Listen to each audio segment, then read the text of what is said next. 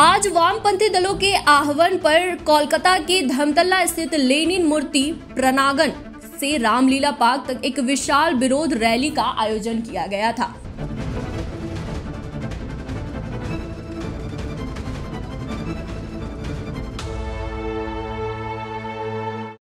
बता दें कि इस रैली का मकसद भाजपा शासित राज्यों में बांग्ला भाषी खासकर मेहनतकश मजदूरों पर बढ़ते हमलों का विरोध करना था। बता दें कि आरोप लगाया गया है कि इन लोगों को अवैध बांग्लादेशी कहकर निशाना बनाया जा रहा है और उन पर हमले हो रहे हैं और उन्हें डिटेंशन कैंपों में भेजा जा रहा है। साथ ही बताएं आपको कि असम के मुख्यमंत्री द्वारा बांग्ला भाषी समुदाय के खिलाफ दिए गए आपत्तिजनक और भड़काऊ बयानों के खिलाफ भी इस मार्च में जोरदार विरोध दर्ज किया गया है। इस विरोध मार्च में वामपंथी नेता मोहम्मद सलीम और कलोल मजुमदार ने भाग लिया और केंद्र तथा भाजपा सरकार की भाषा आधारित विभाजनकारी राजनीति की आलोचना भी की। আচ্ছা, সংখ্যাটা যে বাড়ছে আর মুখ্যমন্ত্রী যা বলেছে দুটোর মধ্যে লিঙ্ক আছে। মুখ্যমন্ত্রী কি বলেছেন, এই ভাষা আন্দোলন শুরু করব, 26-এর নির্বাচন পর্যন্ত করব। আর বিজেপি এটা করছে, তবে 26-এর নির্বাচনকে মাথায় রেখে বিজেপি আর তৃণমূল রাজনীতি করছে। তাহলে দাঁড়িয়ে আমাদের বিধানসভায় একটা প্রস্তাব করে নিয়ে এসে সব রাজ্যে পাঠাচ্ছে না যে আমার রাজ্যের মানুষ আক্রান্ত হচ্ছে।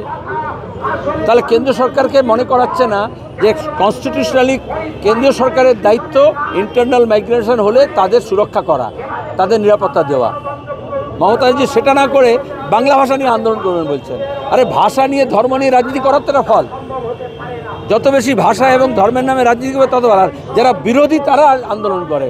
কাছাড়ে যখন আন্দোলন হয়েছে, ভাষা আন্দোলন হয়েছে, তাকে অপমান করছে। পূর্ববঙ্গে যখন আন্দোলন হয়েছে, ভাষা আন্দোলন হয়েছে, বিরোধীরা রাস্তায় নেমেছে প্রশাসনের ভুল নীতির বিরুদ্ধে। এখানে প্রশাসন বলছে আমি আন্দোলন করব, প্রশাসনের যে প্রশাসনিক কাজ সেটা করছে না, তাকে বাধ্য করার জন্য আমরা রাস্তায় নেমেছি আর নিরাপত্তার দাবি করছি। আর আরএসএস বিজেপির যে আসল চেহারা সেটা সামনে এনে দিচ্ছি। আসলে রাজায় রাজায় যুদ্ধ হয়, উলু খাগড়া প্রাণ যায়। গত কয়েকদিন ধরে চলছে অত্যন্ত উদ্বেগজনক ঘটনা ভারতবর্ষের বুকে। বাংলা ভাষী পরিযায়ী শ্রমিক, গরিব বস্তিবাসী মানুষ যারা কোনো কারণে রুজি রুটির জন্য অন্য রাজ্যে গেছে, আমাদের রাজ্যেও অন্য অনেক প্রদেশের লোক আছে।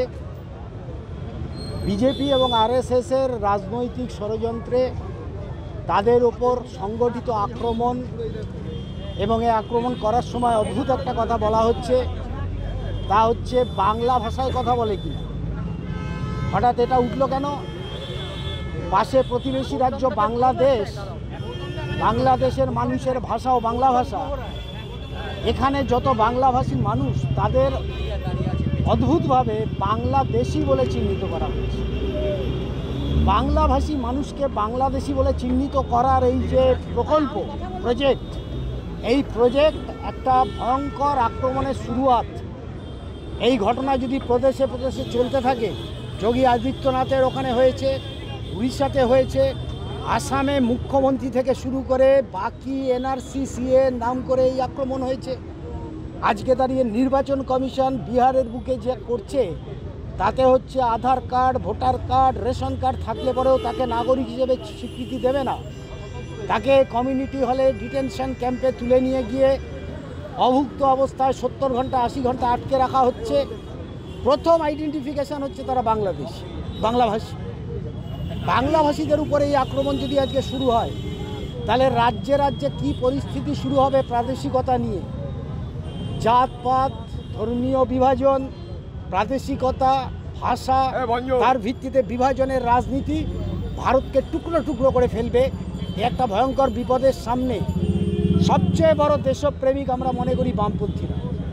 যে কোনো বামপন্থী দলের কর্মীরা তারা যেভাবে যে নিজেদের উপর আক্রমণের বিনিময়ে জনগণের স্বার্থ শুধু রক্ষা করে না, ভারতবর্ষের ঐক্য, ভারতবর্ষের জাতীয় অখণ্ডতা রক্ষা করার ক্ষেত্রে বামপন্থীদের মতো রেসপন্সিবল ভূমিকা অতীতে বিজেপি, আরএসএস, তথাকথিত সংঘ পরিবার, বজরং দল তারা কেউই দেখাতে পারে।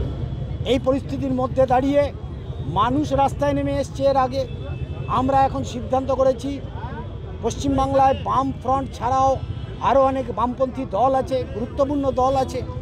এই দলগুলোর সাথে কথাবার্তার ভিত্তিতে প্রত্যেকেই প্রয়োজন বোধ করেছে যে কলকাতার বুকে এই রকমের কেন্দ্রীয় মিছিল এবং পাড়ায় পাড়ায় মহল্লায় এলাকায় মিছিল মানুষের কাছে পৌঁছানো, এই কাজ বামপন্থীদের করতে হবে।